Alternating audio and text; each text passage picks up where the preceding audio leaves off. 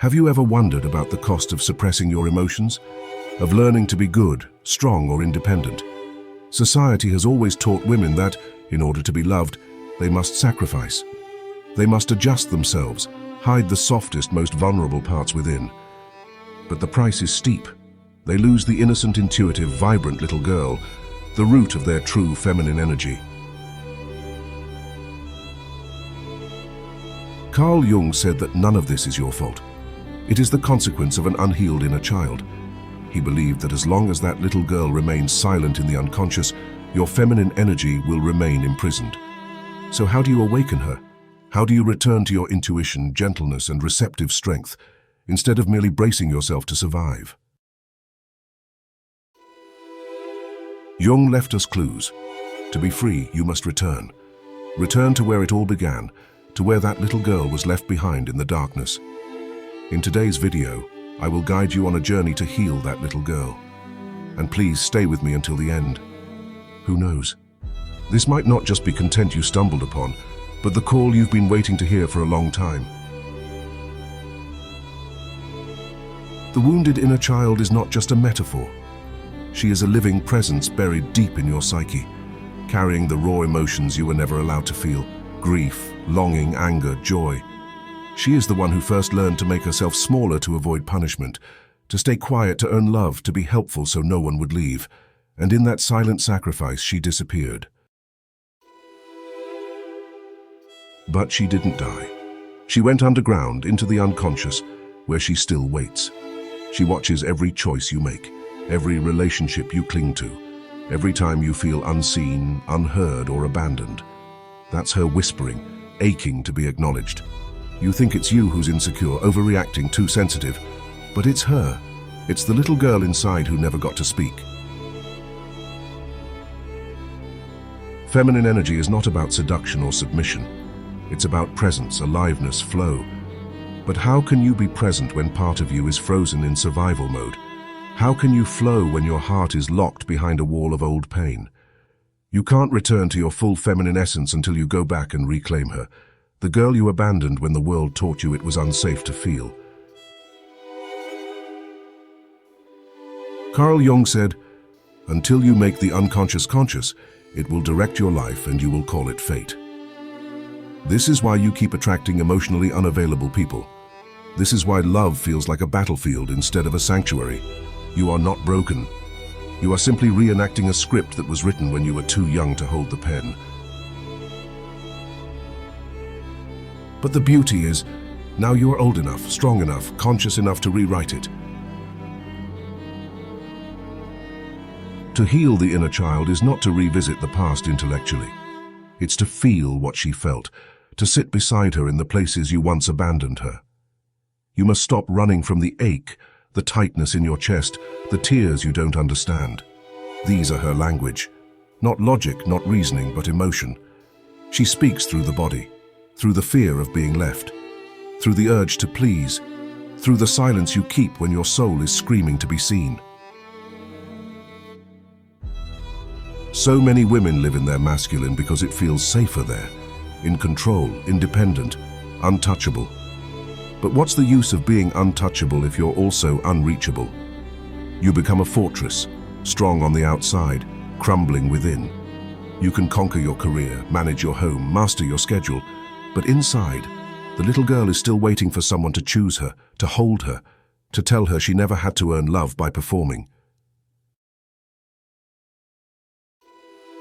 The feminine doesn't heal through force. She heals through surrender, through softness, through truth. But surrender isn't weakness, it's trust. It's the kind of strength that allows you to fall apart and know you'll survive. When you begin to feel your pain instead of avoiding it, when you begin to grieve what you never received, when you begin to mother the little girl within, you begin to return, to remember, to reawaken. Your softness is not your flaw, it is your superpower. Your sensitivity isn't something to suppress, it's how your soul communicates. The world taught you to harden, to close off, to pretend. But your healing will begin the moment you realize. You don't need to become more. You need to return to who you were before you were told you weren't enough. Healing the inner child is not a straight line, it's a spiral. You will return to the same wounds over and over, but each time from a higher level of awareness.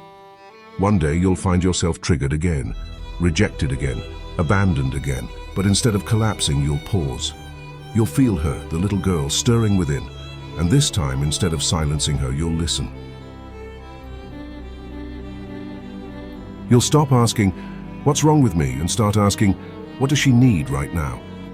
And sometimes she'll just need you. Not a partner, not approval, not validation.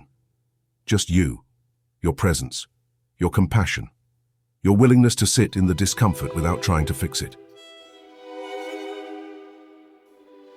This is how feminine energy heals, not by doing more, but by being more present with what already is.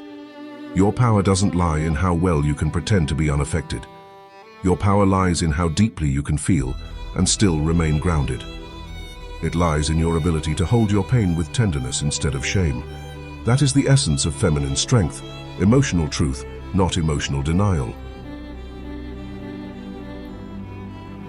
And this is where individuation begins.